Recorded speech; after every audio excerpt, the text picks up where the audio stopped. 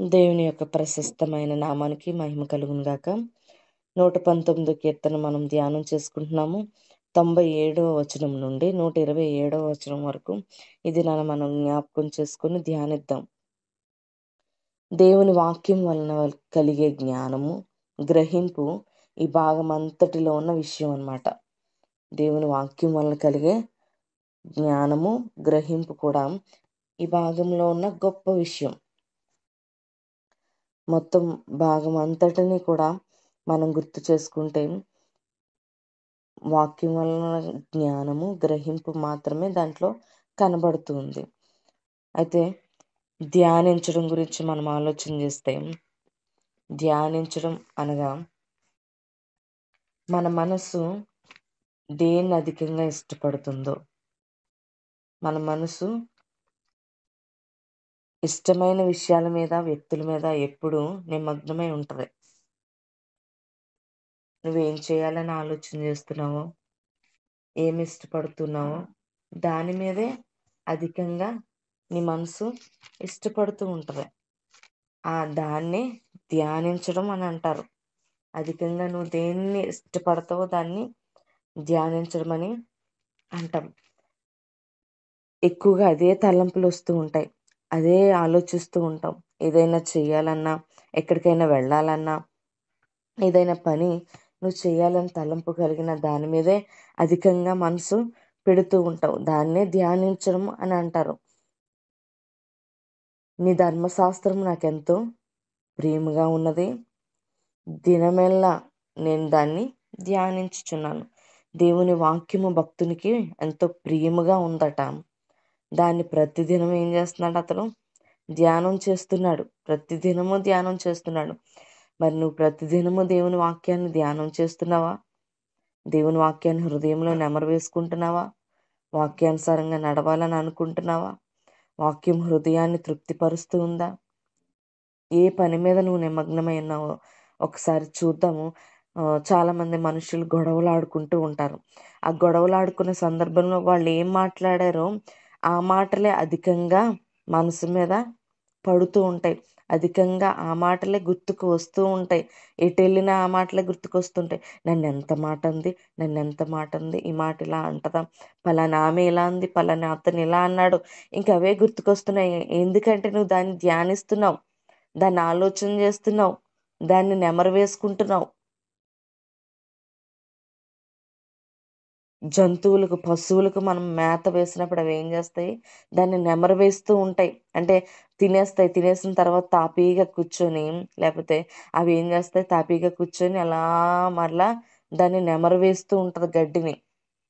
అలాగా నువ్వు ఆలోచనలు, తలంపులను, ఆ మాటలను, నువ్వు వెళ్ళినప్పుడు జరిగిన పరిస్థితిని, లేకపోతే అక్కడ ఏం జరిగిందో దాన్ని అత్తమాటు గుర్తు చేసుకుంటూ ఉంటావు. దాని మీదే నీ మనసు నిమగ్నమై ఉంటుంటుంది. దాన్ని ధ్యానించడం అంటారు.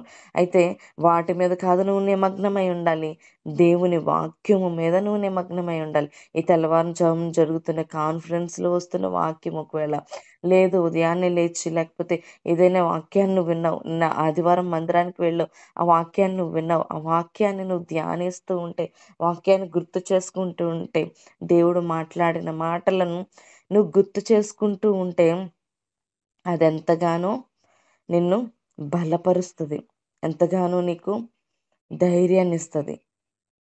దేవుని వాక్యము దాన్ని ఇంట్లో పెట్టుకోవడం కాదు. దేవుని వాక్యం అయితే విశ్వాసులు ఏం చేస్తారంటే చాలా జ్ఞానంతో వాక్యాలను రాయించుకొని ఇంట్లో పెట్టుకుంటూ ఉంటారు. అలా ఇంటిలో పెట్టుకుంటే చాలదు, హృదయంలో ఉంచుకోవాలి. వాక్యము చాలా మంచిదని అన్నారండి దైవజనులు. వాక్యం మన ఇంట్లో ఉంటే మంచిదని అన్నారు. అందుకని నా ఇంట్లో అన్ని వాక్యాలు రాసి పెట్టేసుకున్నానండి. వాక్య ఫ్రేముల్లో తయారు చేసి పెట్టేసుకున్నానండి. నీ ద్వారబంధముల దగ్గర వాక్యం ఉండాలి, నీ నుదుటి దగ్గర భాషికంగా వాక్యం ఉండాలని దైవజనులు చెప్పారండి. నాకెంతో నచ్చింది. అందుకే వాటిని నేను భాషికంగా కట్టేసుకున్నానండి ఏకంగా. కొంతమంది చూడండి వాక్యాలు చేతులకు కట్టుకుంటూ ఉంటారు, మెళ్ళో లాకెట్లాగా చిన్న చిన్నవి తగిలించుకుంటూ ఉంటారు. చిన్న చిన్న పదాలను లేకపోతే సిలువలను మెళ్ళో తగిలించుకుంటూ ఉంటారు. తర్వాత గోడలకు వాక్యాలను రాసి పెట్టేసుకుంటూ ఉంటారు. పెట్టుకోవడం మంచిదే కాదని నేను అన్న, కానీ వాక్యం కేవలం ఇంటి మట్టుకు మాత్రమే దాన్ని ఉంచక హృదయం దాకా దాన్ని తీసుకోవాలి. హృదయం దాకా నువ్వు దాన్ని స్వీకరించావంటే నీ మార్గాలు ఎలా ఉంటాయంటే చెడు మార్గాలుగా ఉండవు. చెడు మార్గాలు గుండా నువ్వు వెళ్ళాలి. ఆ చెడు మార్గాలు ఒకవేళ నిన్ను నడిపించాలని చూస్తూ ఉన్నాయేమో, ఆ మార్గం గుండా నేను రమ్మని అంటున్నాయేమో, ఈ మార్గం బాగుంది నడువు అని చెప్తున్నాయేమో, కానీ వాక్యం నిన్నేం చేస్తది తెలుసా? ఆ మార్గముల నుండి తప్పిస్తది. ఆ మార్గముల నుండి నిన్ను పక్కకి తోసివేస్తూ ఉంటది. ఎందుకంటే దేవుని వాక్యము ద్వారా కలిగిన మార్గము, నువ్వు ఆలోచన ద్వారా కలిగిన చెడు మార్గము 2 ఒకదానితో ఒకటి కుదరవు. ఆ 2 కలవవు. 2 వేరువేరుగా ఉంటాయి. అవి 2 వేరువేరుగా ఉంటాయి కాబట్టి నేను చెడ్డ మార్గం గుండా నడిపించక, దేవుని వాక్యం నీ హృదయంలో ఉంది. నీ ఇంటిలో కాదు, నీ హృదయంలో ఉంది కాబట్టి ఆ వాక్యం ఏం చేస్తది? నిన్ను సరిచేసి సరి అయిన మార్గంలోనికి నడిపిస్తూ ఉంటది. దేవుడే మనకు ఉపాధ్యాయుడిగా ఉంటే ఎంత అద్భుతమైన విషయం అండి. దేవుడే ఉపాధ్యాయుడిగా ఉన్నాడు అనుకోండి. అంటే దేవుడే ఒక టీచర్గా ఆయన మనకు బోధిస్తూ ఉన్నాడు. బోధిస్తూ ఉన్నప్పుడు దేవుడు మనకు నేర్పించాలని మనం కోరితే మనకి ఏముండాలి? దేవుడే మనకు నేర్పించాలి. దేవుడే మనకు ఒక టీచర్ అయి బోధకుడై ఉండాలి అని నువ్వు ఆశపడితే నువ్వేం చేయాలి? ఆయన మీద నమ్మిక ఉంచాలి. విధేయత ఎంతో అవసరమై ఉంది. దేవుని మీద నీకు విధేయత అవసరమైంది. ఆయనే నీకు ఉపాధ్యాయుడు, ఆయనే నీకు బోధకుడు, ఆయనే నీకు బోధిస్తూ ఉండగా, ఇది అద్భుతమైన విషయమై ఉండగా నువ్వేం చేస్తావు? దేవుడు ఎంత చెబుతున్నా, దేవుడు ఎంత నేర్పిస్తున్నా, దేవుడు ఎంత చెబుతూ ఉన్నా సరే మనుషులు ఏం చేస్తారు? ఈ చెవిని విడిచిపెట్టేస్తూ ఉంటారు. కానీ నువ్వు అలా విడిచిపెట్టేవారిగా నువ్వు ఉండకూడదు. నమ్మిక ఉంచాలి దేవుని మీద. నువ్వు కోరావు కదా దేవుడు నీకు బోధించాలని. ఇదిగో ఈ సమయంలో దేవుడే నీకు బోధిస్తూ ఉన్నాడు. నిలవబడి చెప్పేది స్త్రీలైనా పురుషులైనా సరే, వారి స్వరమును పక్కన పెట్టి దేవుడే స్వరము స్పష్టంగా నీకు అందిస్తున్నాడని ఒక నమ్మిక నీకు ఉండాలి. ఆయనే నీతో మాట్లాడుతున్నాడని నమ్మిక ఉండి ఆ మాటల మీద నువ్వు విధేయత చూపిస్తే తప్పుడు త్రోవల గుండా నువ్వు నడవవు. తప్పుడైన మార్గాల గుండా నువ్వు నడవవు. దేవుని వాక్యము నీ హృదయంలో అలా భద్రం చేసుకుంటే, అలా దేవుని వాక్యం మీద నువ్వు విధేయత చూపించగలిగితే ఆ వాక్యం ఏం చేస్తుందంటే నిన్ను ఒక శ్రేష్టమైన దారి గుండా నడిపిస్తూ ఉంటది. ఇప్పుడు జనాలందరూ తప్పుడు త్రోవల్లోనూ దేవుణ్ణి అగౌరవపరుస్తూ ఉన్నారు. దేవుణ్ణి అగౌరవపరుస్తూ, దేవునికి విలువ ఇవ్వకుండా ఆ తప్పుడు మార్గాలనే ఎన్నుకుంటూ నడుస్తూ ఉన్నారు. ఇలా అగౌరవపరుస్తూ, హాని చేస్తూ, దేవుని మాటలను త్రోసివేస్తూ, నెట్టివేస్తూ ఉన్నారు. కాబట్టి దేవుని ఆదేశాల వలన కలిగిన గ్రహింపు ఆ త్రోవలను అసహించుకునేలాగా చేస్తుంది. తప్పుడు త్రోవలు దేవుణ్ణి, మనుషులకు దేవుణ్ణి దూరం చేస్తాయి. అదే కాకుండా దేవుణ్ణి కూడా అగౌరవపరుస్తూ ఉంటాయి. ఆ త్రోవలు ఏం చేయాలి? మనం అసహించుకునేలాగా ఉండాలి. ఆ త్రోవల గుండా మనం నడవకూడదు. అసహించుకునే రీతిలో మనం ఉండగలిగితే మన మార్గాలు ఏమవుతాయి? చాలామంది చూడండి తప్పుడు త్రోవలు నడవడానికి ప్రయత్నిస్తూ ఉంటారు. ఆ తప్పుడు మార్గాలను ఎంచుకుంటూ ఉంటారు. అపవిత్రమైన మార్గాలను ఎంచుకుంటూ ఉంటారు. అసహ్యమైన మార్గాలను ఎంచుకుంటూ ఉంటారు. ఆ మార్గం గుండా నువ్వు నడుస్తుంటావు. దేవుని సన్నిధానానికి వస్తూ ఉంటావు, కానీ నీకు మార్పు లేదు. మార్పు లేకుండా నువ్వు తప్పుడు మార్గాలు నడుస్తూ, తప్పుడు ప్రవర్తన చేస్తూ, తప్పుడు విధానమైన రీతిలోనే నువ్వు నడుస్తూ ఉంటే దేవుని నామమును అవమానపరిచిన దానివి అవుతావు కదా. దేవుని నామం నీ వలన అవమానపరచబడుతూ ఉంది. ఎంతగా దేవుడు దేవుడు అంటది, ఈమె బ్రతుకు మారలేదు. ఎంతగా దేవుడు దేవుడు, దైవజనులు భక్తి భక్తి అని ప్రార్థన, వాక్యము అనే మాటలు మాట్లాడుతూ, పాటలనే మాటలు మాడుతూ, అలా వాక్యము నాతో మాట్లాడింది, వాక్యము నన్ను సరిచేసింది, వాక్యము నాకు బుద్ధి చెప్పింది అని చెప్పి మరలా నువ్వు గడ్డి తింటూ లోకంలో తిరుగుతూ ఉంటే అది నిన్నేం చేస్తుంది? దేవునిని అగౌరవపరుస్తుంది. మనుషులకు కూడా హానిని కలుగు చేస్తుంది. హాని ఎందువలన వస్తదంటే, నువ్వు చెడు మార్గాల గుండా నడవడం వల్ల నీకు హాని వస్తది. ఆ చెడు త్రోవల నుండి నువ్వు తప్పింపబడకపోతే, ఆ చెడు మార్గాల నుండి నువ్వు పక్కకు దారికి మళ్ళకపోతే నీ జీవితం ఏ విధంగా మార్చబడుతుంది? హానికరమైన జీవితమే నీ జీవితంగా ఉంటది. ఖచ్చితంగా తప్పుడు త్రోవలనేవి ఖచ్చితంగా హానిని కలుగచేస్తాయి. ఎప్పుడూ కూడా నీ ప్రవర్తన వల్ల దేవునికి అవమానము తెచ్చిపెట్టొద్దు. ఒక విశ్వాసిగా నువ్వు బ్రతుకుతూ ఉన్నావు. బాప్తీసం తీసుకున్నావు. వాక్యాన్ని వింటున్నావు. వాక్యానుసారంగా జీవించాలనుకుంటున్నావు. కానీ ఈ లోకం నిన్ను విడిచిపెట్టట్లేదు. ఈ పాపం నిన్ను విడిచిపెట్టట్లేదు. అది నిన్ను ఒక పాము వలె వెంటాడుతూ ఉందంటే నువ్వేం చేయాలి? దాన్ని నరికేయడానికి ప్రయత్నించాలి. కానీ బానే వెంటాడుతూ ఉంది కదా! బానే నన్ను వెంబడిస్తూ ఉంది కదా అని దాన్ని తెచ్చుకొని మీదన పెట్టుకుంటే నువ్వు హాని పొందుకున్నవానిగా, హాని పొందుకున్న వ్యక్తిగా నువ్వు మార్చబడిపోతావు. అంతేకాకుండా దేవుని నామాన్ని అవమానపరిచే బ్రతుకుతున్నట్లుగా దేవుడు నీతో మాట్లాడుతున్నాడు. దేవుని నామాన్ని అవమానపరిచే రీతిని నువ్వు బ్రతకొద్దు. ఆ అసహ్యమైన త్రోవలు ఈ దినమైన నువ్వు విడిచిపెట్టడానికి ఇష్టపడు. ఈ దినమైన దాన్ని త్రోసివేయడానికి ఇష్టపడు. దేవుడు చెబుతూ ఉన్నాడు, అనే 2 మార్గాలు అంటే చెడు మార్గము, దేవుని మార్గము ఒకదానికొకటి కలదని చెప్తున్నాడు. 2 మార్గాల్లో నువ్వు ప్రయాణించాలంటే అది కుదరదు. ఆ 2 మార్గాలు కూడా నీకు సరి అయినవి కాదు. ఏదో ఒక మార్గంలోనే నువ్వు ప్రయాణం చేయాలి. 2 మార్గాల గుండా ప్రయాణం చెయ్యాలి అనుకుంటే ఆ ప్రయాణం ఎలా కొనసాగుతది? కొనసాగదు కదా! గమ్యం నువ్వు చేరబడలేవు కదా! ఒక మార్గాన్ని నువ్వు ఎన్నుకున్నావంటే ఆ మార్గం గుండానే నువ్వు నడగలిగితేనే గమ్యాన్ని చేరగలుగుతావు. 2 మార్గాల గుండా వెళ్తూ ఉన్నావంటే ఎంతకాలం నువ్వు ప్రయాణం చేస్తావు? ఎంతకాలమని నువ్వు ప్రయాణం చేస్తావు? దేవుని రాకడ సమయం దగ్గర పడితే నీ పిలుపు ఒకవేళ అయితే, ఈ దినమే నీ పిలుపయితే, మరి ఇప్పటి వరకు నువ్వు నడిచిన మార్గం నిన్ను ఏ దారికి తీసుకెళ్తది? ఒకసారి ఆలోచించు దేవుని బిడ్డ. తిరుగుతున్నాను కదా! ఆ మార్గం బాగుంది, నాకు నచ్చింది అనుకుని నువ్వు తిరిగితే నిన్ను హానిలోనికి ముంచేస్తది. కీడులోనికి ముంచేస్తది. తిరిగి నిన్ను ఏం చేస్తది? నరకంలోనికి త్రోసివేస్తది. 105వ భాగం అంటే 105వ వచనం నుండి మనం ధ్యానం చేస్తే దేవుని వాక్యం యొక్క గొప్ప విలువను అది వివరిస్తూ ఉంది.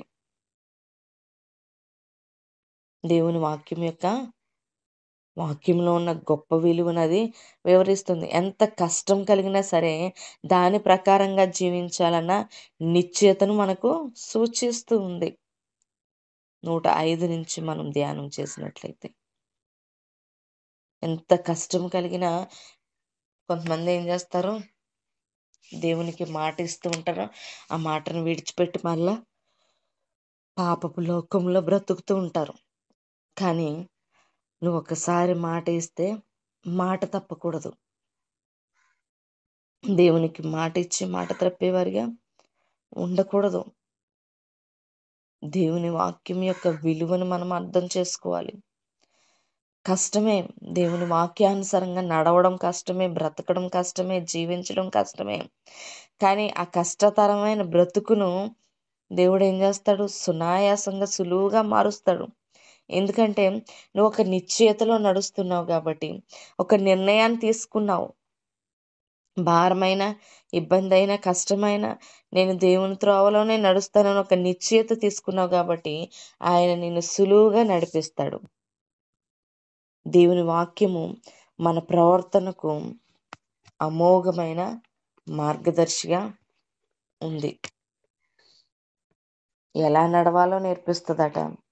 గమ్యము ఏమిటో ఖచ్చితంగా సూచిస్తుంది. అది నువ్వు ఎలా నడవాలి, ఎలా పడితే అలా నడవడానికి అది నిన్ను సూచించదు. ఎలా పడితే అలా ప్రవర్తించడానికి అది నిన్ను సూచించదు. ఎలా పడితే అలా ఉండడానికి అది ఒప్పుకోదు. అదొక నిర్దిష్టమైన గమ్యము సిద్ధపరిచి ఆ గమ్యం ఏమిటో, ఎలా నడవాలో ఖచ్చితంగా చెబుతూ ఉంది. దాన్ని నిర్లక్ష్యం చేసామనుకో, లేక నిరాకరించామనుకో, చీకటే కోరుకున్నట్లన్నమాట. నువ్వు చీకటిని కోరుకొని చీకటిలో ఏం చేస్తున్నావో, ఎక్కడికి వెళ్తున్నావో తెలీదు కదా! చీకటి మార్గం గుండా నువ్వు నడుస్తున్నావు. ఎక్కడికి వెళ్తున్నావో తెలీదు. ఎలా వెళ్తున్నావో తెలీదు. ఈ మధ్య స్వరంగంలోని అంటే ఒక గుడిలో శాస్త్రవేత్తలు ఏం చేశారంటే, ఆర్కియాలజిస్టులు ఒక గుడిలో రహస్య గదులు ఉన్నాయట. ఆ రహస్య గదిలోనికి వాళ్ళు వెళ్ళటానికి ప్రయత్నిస్తున్నారు. అయితే ముందుకు వెళ్ళే కొలది అది చాలా కటిక చీకటిగా ఉందట. లోపలికి వెళ్ళే కొలది కటిక చీకటి, అసలు వెలుతురు లేదు. వాళ్ళు ఎక్కడికి వెళ్తున్నారో, ఎలా వెళ్తున్నారో తెలియట్లేదు. వెలుతురు లేని జీవితము, వెలుతురు లేని బ్రతుకు. నీ వాక్యమే నా పాదములకు దీపమని దేవుని వాక్యం సెలవిస్తూ ఉంటే, ఆ దీపాన్ని విడిచిపెట్టి నువ్వేం చేస్తున్నావు? చీకటిలో నడవాలని ఆశపడుతున్నావు. చీకటిని కోరుకుంటున్నావు. చీకటిని కోరుకొని దేవుని వాక్యాన్ని నిర్లక్ష్యం చేసి, దేవుని గమ్యాన్ని నిర్లక్ష్యం చేసి, ఆయన ఆయనిచ్చే ఆయనే ఒక మార్గదర్శి అయి నీకొక వేని ఆయన చూపిస్తున్నాడు. నీకొక త్రోవను ఆయన చూపిస్తూ ఉంటే, నువ్వు అది విడిచిపెట్టి ఏం చేస్తున్నావు? చీకటిలో బ్రతకాలని, చీకటిలో జీవించాలని, చీకటిని కోరుకుంటూ నడుస్తూ ఉన్నావు. చీకటిని కోరుకొని నడుస్తూ ఉంటే, ఆ చీకటి ఏం చూపిస్తది నీకు? ఏ విధమైన త్రోవను చూపిస్తది? నువ్వేం చేస్తున్నావో నీకు తెలియకుండా చేసేస్తది. నువ్వెక్కడికి వెళ్తున్నావో నీకు తెలియకుండా చేసేస్తది. ఆ చీకటి కలిగిన మార్గం నిన్ను అట్టి విధంగా నాశనం చేసేస్తది. కానాను దేశము ఇశ్రాయేల్ సొత్తయితే, మరి ఏ దేశం కన్నా ఎంతో విలువైన దేవుని వాక్యము. అంటే దేశాల కంటే విలువైనది దేవుని వాక్యము. అది శాశ్వతమైన వారసత్వాన్ని, కలకాలం నిలిచే ఆనందాన్ని ఇస్తదట.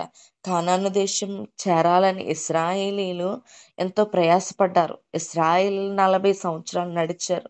ఎందుకు నడిచారు 40 సంవత్సరాలు? ఎంతో పోరాటము, యుద్ధము, తిండి లేని దినాలు, నిద్రలేని రాత్రులు ఎన్నో వారు గడిపినను సరే, చివరికి కానాను దేశమే స్వతంత్రించుకోవాలని ఆశపడ్డారు. ఎందుకంటే అక్కడ సమృద్ధి ఉంది. కానాను దేశంలో ఏముంది? సమృద్ధి ఉంది. వారు ఐగుప్తులు బానిసత్వాన్ని కలిగి ఉన్నారు. ఐగుప్తులు శ్రమలు పడ్డారు. ఐగుప్తులో నిందలు మోసారు. ఐగుప్తులో ఆహారం లేక బాధపడ్డారు. ఐగుప్తులు బానిసత్వంలో ఎంతో నలిగిపోతూ, కొరడా దెబ్బలు తింటూ, జీవితకాలం అంతా కూడా వారు సరి అయిన వసతి లేక, తిండి లేక, వారి బ్రతుకంత బానిసలుగా మార్చబడిపోయిన స్థితిలోంచి వారు ఏం చేయాలని ఆశపడ్డారు? సమృద్ధి కలిగిన స్థితిలోనికి, ఆనందకరమైన బ్రతుకులోనికి ఎన్ని సంవత్సరాలైనా పర్వాలేదు, మేము నడిచి నడిచి నడిచి అయినా సరే ఆ కానాను దేశానికి చేరతాం. మధ్యలో ఎన్నో యుద్ధాలు, పోరాటాలు, ఎన్నో పరీక్షలు, ఎన్నో పరిస్థితులు ఎదురైనను సరే వాటన్నిటిని జయించి వారు ఏం చేశారు? ముందుకి నడిచారు. ముందుకు నడవడాన్ని బట్టి వారు కానాను దేశాన్ని స్వతంత్రించుకున్నారు. ఎంతోమంది దారి మధ్యలో పడిపోయారు. దేవునికి ఉగ్రతకు వారు పాత్రులైపోయి ఎంతో మంది మరణించిన వారి పిల్లలైన శాశ్వతమైన ఆశీర్వాదంలోనికి అడుగు పెట్టడానికి అవకాశము కలిగింది. శాశ్వతమైన ఆనందం కోసం వాళ్ళు ఎంతో ప్రయాసపడ్డారు. అయితే దేశాల కన్నా విలువైంది దేవుని వాక్యము. అది శాశ్వతమైన వారసత్వాన్ని, కలకాలం నిలిపే ఆనందాన్ని అది ఇస్తుంది. అదేం చేస్తుంది అట్లా? శాశ్వతమైన వారసత్వాన్ని ఇస్తుంది. పరలోకమే మన వారసత్వము, మన పౌరుషత్వము. మన పౌరస్థితి ఎక్కడుంది? పరలోకంలో ఉందని దేవుని వాక్యం సెలవిస్తుంది. అది సరి అయిన వారసత్వం మనకి. కలకాలం కూడా నీకు ఆనందాన్ని అదే కలుగు చేస్తుంది. దేవుని వాక్యానికి లోబడాలి అంటే మనం ఏం చేయాలి? దృఢమైన చిత్తాన్ని కలిగి ఉండాలి. క్రమశిక్షణలో మనం పెట్టుకోవాలి. క్రమశిక్షణలో మనం పెట్టుకోవడం ఎంతో అవసరము. ఒక దృఢమైన మనసును కలిగి దేవుని వాక్యానికి లోబడాలని, మనము ఒక క్రమమైన మార్గంలో నడిపించుకోవడానికి ఇష్టపడాలి. అవి లేకపోతే ఏమవుతుంది? మన స్వభావంలో ఉన్న బలహీనతలు ఏం చేస్తాయట? దేవుని వాక్యం మర్చిపోయేలాగా చేస్తాయి. దేవుని వాక్యము మర్చిపోవడం చాలా తేలిక. మొదట మనం విన్నాం కదా, దేవుని వాక్యాన్ని మనము ఇంటిలో పెట్టుకోవడం కాదు, హృదయంలో పెట్టుకోవాలి. అయితే మన స్వాభావికమైన స్వభావాన్ని బట్టి ఏం చేస్తాము, మన స్వభావంలో ఉన్న బలహీనతలు మనల్ని ఏం చేస్తుంది, దేవుని వాక్యాన్ని తేలికగా మర్చిపోయేలాగా చేస్తుంది. దేవుని వాక్యానికి లోబడ్డం విషయంలో నిర్లక్ష్యం చూపిస్తే, జాగు చేస్తే, లోబడాలా వద్దా అనే ఆలోచన మనలో మొదలైపోతుంది. అలా మొదలు పెడితే అందుకు మూల కారణం పాపమే. పాపం పట్ల నీకున్న ఆశ.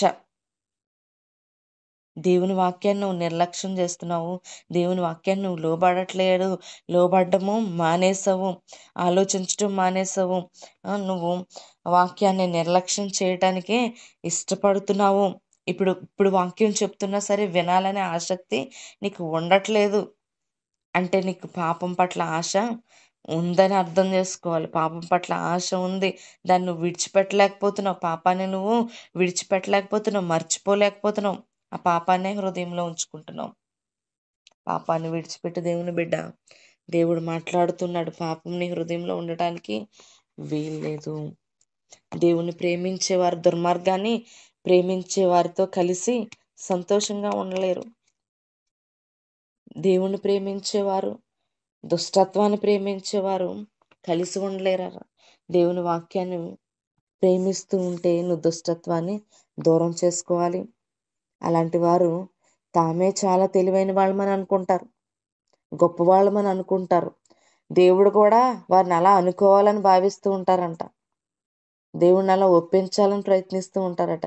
వాళ్ళు చేసే పని చాలా తెలివైందని దేవుని చేత కూడా ఒప్పించాలనుకుంటారట. ఎందుకంటే దుర్మార్గాన్ని ఇష్టపడేవారు, పాపాన్ని ఇష్టపడేవారు.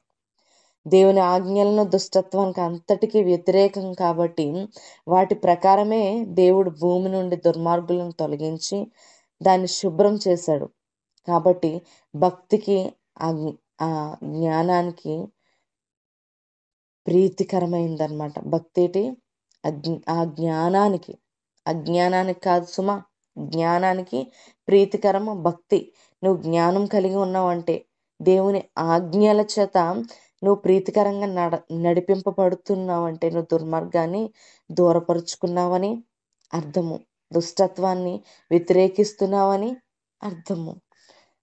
దుష్టత్వాన్ని నువ్వు వ్యతిరేకించే స్థితిలోనికి నువ్వు రాగలిగితే దేవుని యొక్క ధర్మశాస్త్రపు త్రోవల నుండి నువ్వు పక్కకి వెళ్ళవు, ఆ త్రోవల్లోనే నడుస్తావు.